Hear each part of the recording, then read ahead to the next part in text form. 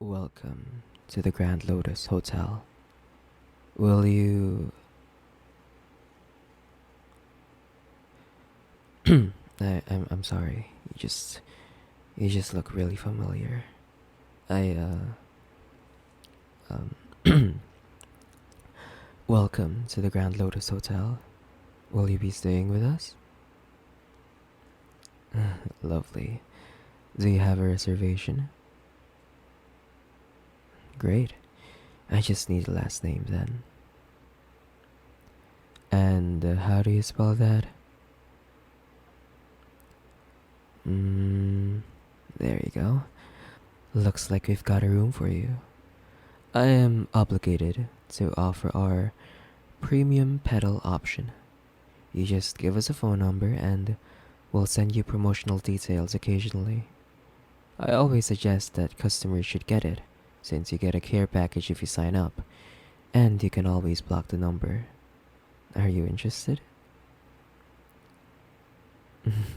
Grand. I just need a phone number then.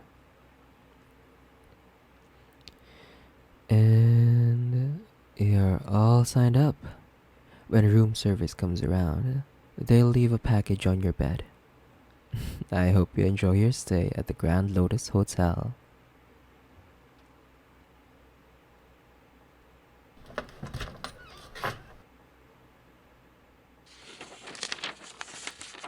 Thank you for signing up to be a premium pedal member. Make sure to try the chocolate. It's a real knockout.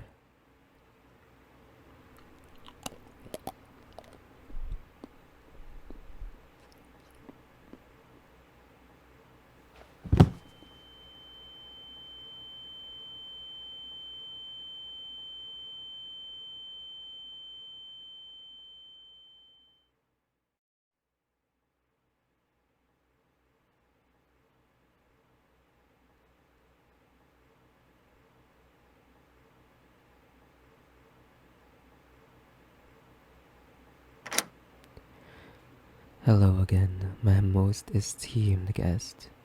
It looks like you sampled the chocolate. I'm so happy you did. Honestly, I was a little worried that I wouldn't be able to recast the squares with all that Xanax, but I see it worked just fine. What was that? You're slurring your words, sweetie. Darling, I can't make heads or tails out of that. Why don't you lay down? It sounds like you're not doing so hot. Lay down now. Here, let me help you. Don't try to fight it, dear. Strain will make your heart beat faster. Just relax. I promise I'll take good care of you.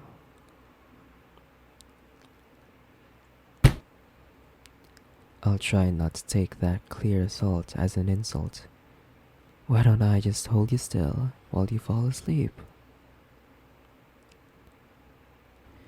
Quite a bit of fight in you, isn't there? I bet I know what'll get rid of that. Shh. It's gonna be okay. Just calm down. It'll all make sense soon.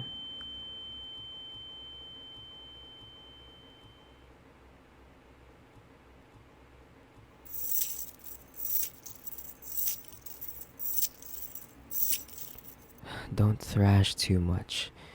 You wouldn't want to hurt yourself, would you? I said, stop thrashing! Oh, who's there? Oh, don't you remember me? It hasn't even been that long. No, I don't think I'll step forward. Not yet, at least. Just give me a moment to look at you. You look divine, dear. Even when you're being so Disobedient. You'll have to tell me what you do to make your hair sit like that. Ooh, such harsh words. Is this how you show your gratitude? Yes, you should be grateful. I made sure not to ding you the whole way to my trunk. It's not easy to move an unconscious human, you know. The balancing is all off. Don't speak! What I mean to say is, you already got your question, so now it's my turn. Why did you ghost me?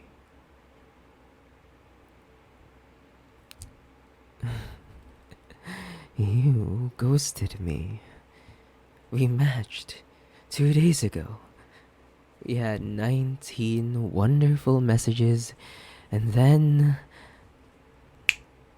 nothing. Gone without a trace. Why? You need to answer my question before I begin to touch another of yours.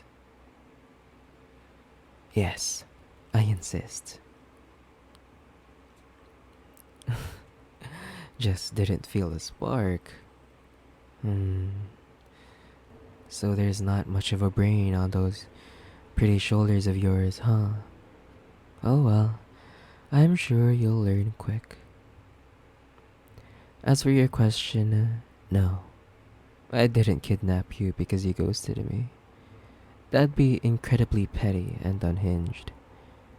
I'll admit, I was confused when you stopped messaging. But that was a very minuscule factor in your kidnapping. Well, I think we should be together. And I'm willing to make the first move. Simple as that.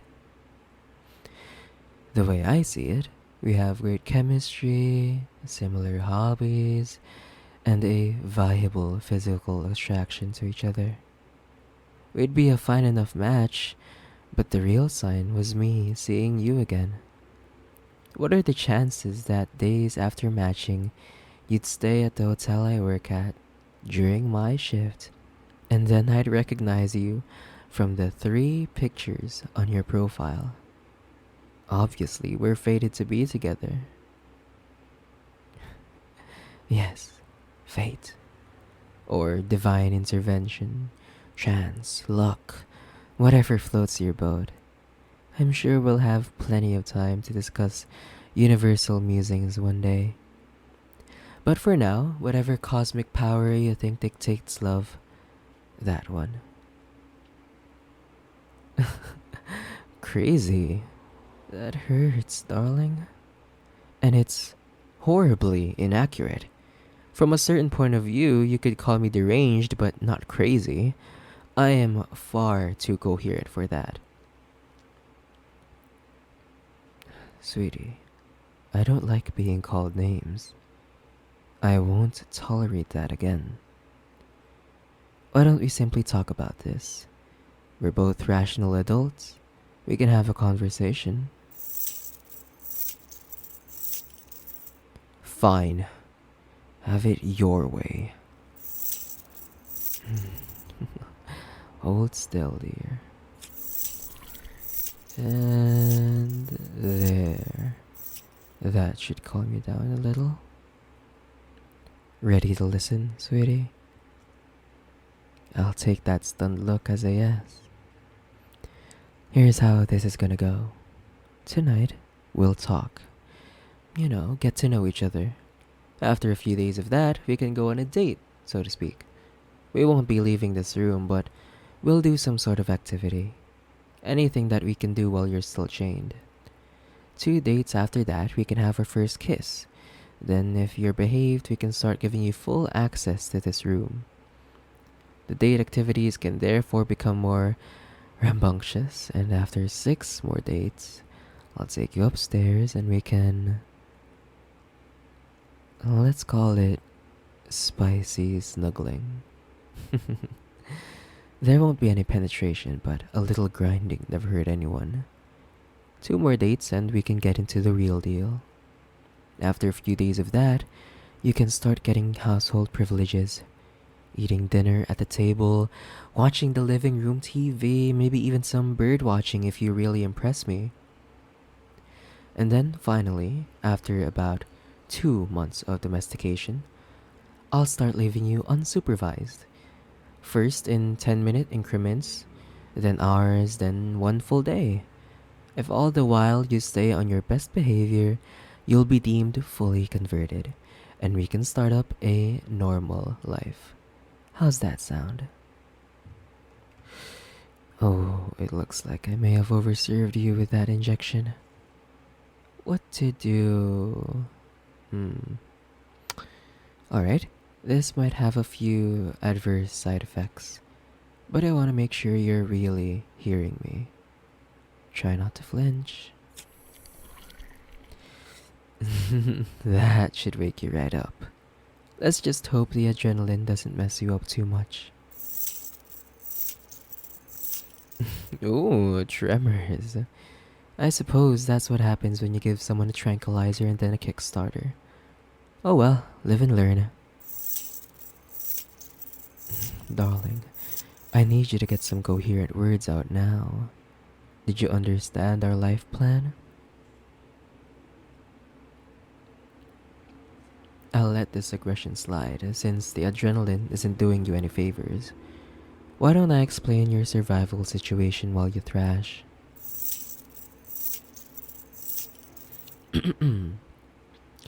I'll get you 3 meals a day and plenty of water. I would have to feed everything to you while your hands are bound, so I hope you like soups. Or if you don't, then I hope you can impress me enough to speed through the full binding section of our relationship. Anyway, once you're untethered, we'll get you some cardio. I've got a treadmill down here with your name all over it. Bathrooms would have been a problem until I realized that I don't have to leave you alone. I can just march you straight in there to make sure you don't drown yourself in the sink or something. Once you're done, we'll just head straight back downstairs. Oh, this will all happen at knife point, if that's not clear. Wouldn't want you getting any ideas about overpowering me.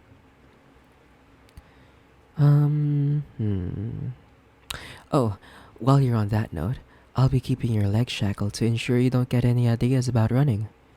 And should you raise a hand against me, I know exactly which muscles to cut to render your arm limp. It'll heal, but not quickly.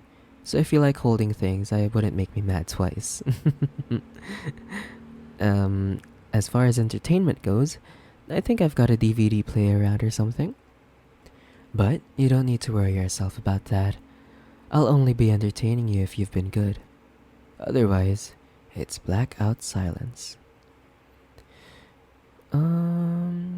I think that's everything. Did you catch all that? Still a little hopped up on the adrenaline, I see. That's fine enough. I'll be back with your first meal in a few hours. Darling, I know you're a smidge out of sorts right now, but you know how I feel about name-calling. I set clear boundaries, and I don't want them crossed. Sweetie, last chance. If you say another word, I promise you won't like the outcome.